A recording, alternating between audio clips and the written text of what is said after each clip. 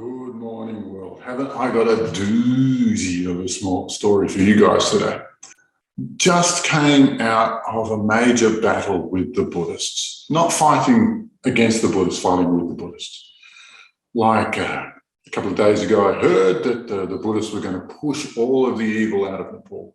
And I thought, that sounds like a real kind of party I would like to go to. And I've never seen anything like it. And it was incredible. Now, we know that the Buddhists can do some amazing stuff, and for them to deploy, 50 or 60 A-grade astral travelers, it's not a big deal. They've got them on hand. They're always around.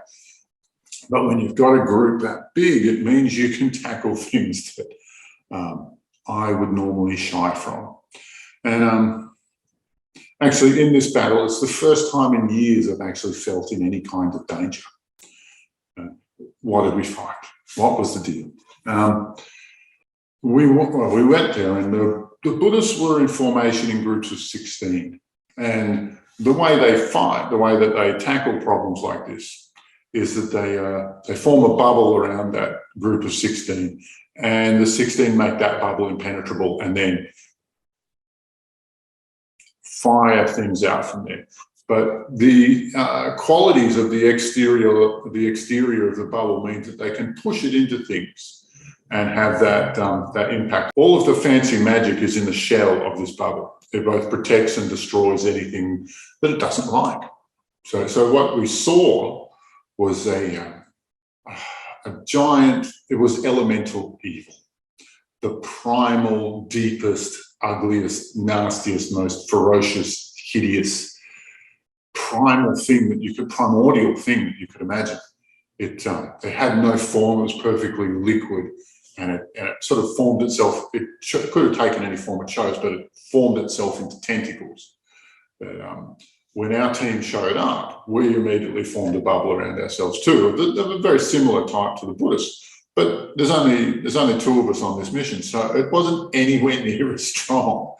And so, like, when this tentacle of primordial evil came on the bubble, started to grapple with our bubble,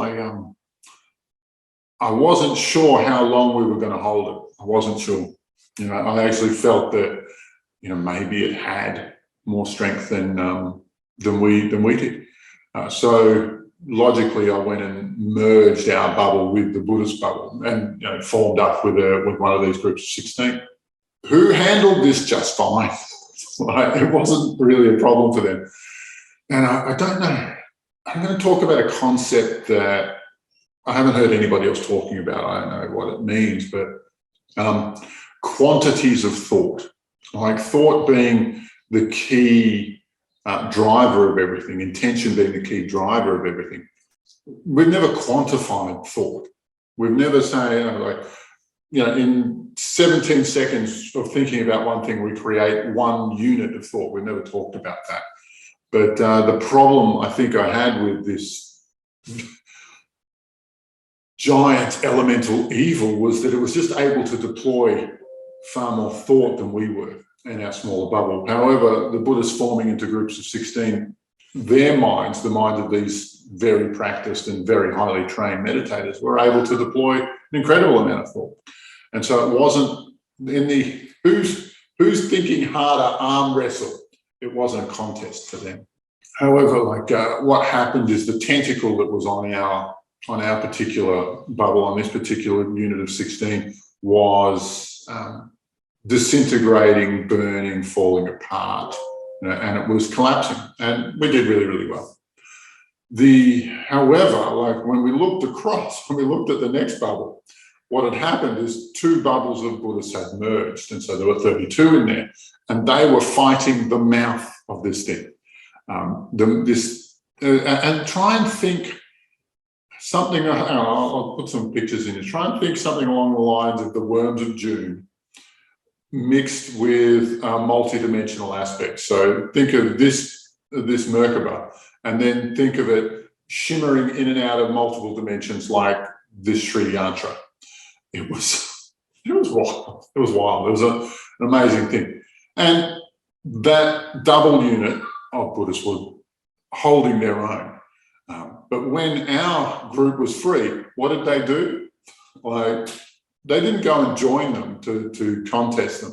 What they did is they went behind this mouth and into the neck and started and drove the bubble into the beast so that it could burn it from there.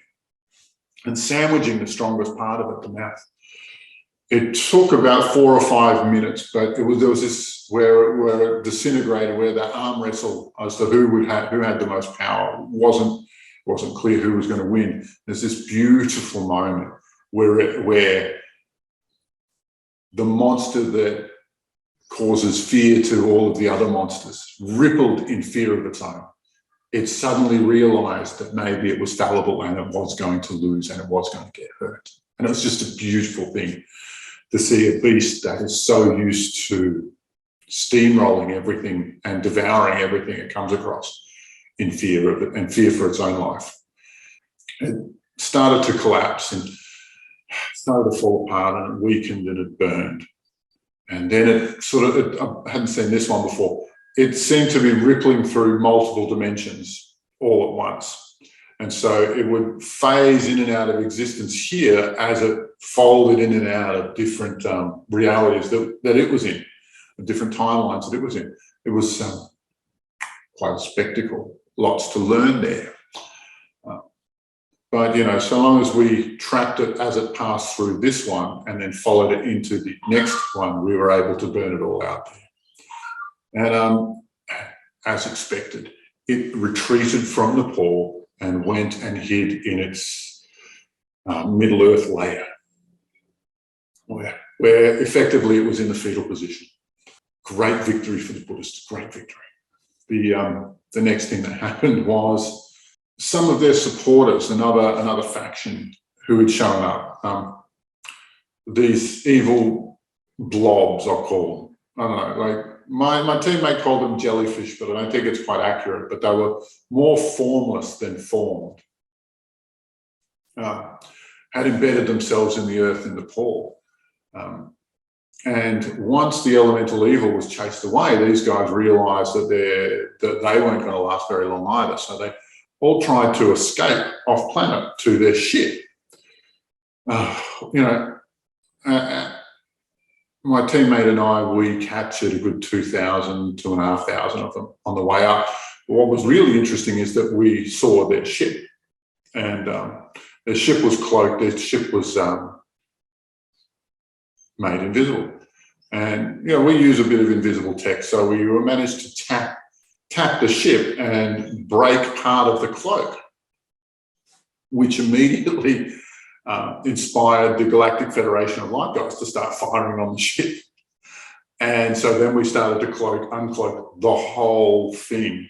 And it's easily 40 or 45 kilometers across, which is something like 25, 28 miles across. It was huge. And just like these guys, it was formless, you know. And it was formed but formless. It was a mass that was formless, might be a way to put it. And, you know, these guys had been living out in the great void. They were never anywhere near any planetary system, but they showed up to Earth because of the opportunity, just being opportunistic. They thought they'd get something for free, and they were. Though, you know, once we decloaked the rest of the ship, the Galactic Federation of Light started firing on the ship and destroying it, and it opened a portal and shot away, leaving another 500 of its own people on the surface, who we also rounded up and captured and sent them to Galactic Federation of Light Corps. And while we were doing that, the Buddhists were calling in metaphysical crystals and embedding them in the earth of Nepal. And, you know, they spent a good 20, 30 minutes doing that. And literally there was a crystalline grid in Nepal that was so tight and so thick, you couldn't get a piece of paper in between it.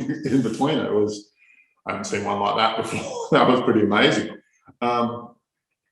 Yeah, and then the torus field that formed when this energy pattern solidified and coagulated, it was a beautiful and huge and one of a kind. Yeah, in a way that only the Buddhists can do. You know, they've always been doing awesome stuff on the planet, and they're going to keep doing it as far as I can tell. And they are able to deploy, you know, a huge group just at any time they choose. They're just doing great stuff. We said thank you. They invited us to the next battle they take on. I'm not the only non-Buddhist who was aware of this action, and I think there's 2 or 3 different people. There's 2 or 3. What's the word? It went through 2 or 3 other mouths before I heard about it. I heard about it from Hokkyo, who has his own YouTube channel. Links in the description. He's a cool dude. You should check out his channel. What do I want to say?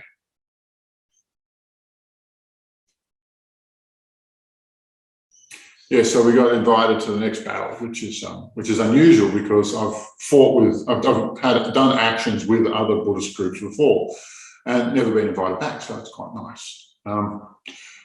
What does this battle mean? What's the significance of this? Nepal is free of evil. Pretty damn cool. Oh, sorry, not free of evil, free of that incredibly powerful elemental evil and some of its more powerful allies. What's really interesting here for me is that this is the first time I've seen multiple groups all work together for the betterment of Earth. Now, not only were the Buddhists there, on the outer rings, you had different Hindu groups, a couple of groups from Singapore, some of these other guys, and singles from all over the place, into just one person group, one astral traveler and these guys are all over the place. And they were tasked with forming a protective barrier around Nepal to not let anything out and to not let anything fresh in. But as it turns out, our group was the only one who actually went in and helped the Buddhists do that big job, which is pretty cool. But what we're seeing here is coordination of the light team to create incredible, massive victories that would not be possible as we are separated. This is the first time I've seen it where such a huge number of people came together to do this thing. This is not to undermine or underplay different groups like the 144K group, who do similar work to what we're doing, but these different groups working together, that is the first. That is the thing that's fresh about this for me. And that's the bit that's exciting, because if humanity is going to claim this as one planet, these groups coming together is a natural part of that evolution. If that's what excites me about this. I love you all. I'll share more with you soon. Ciao for now.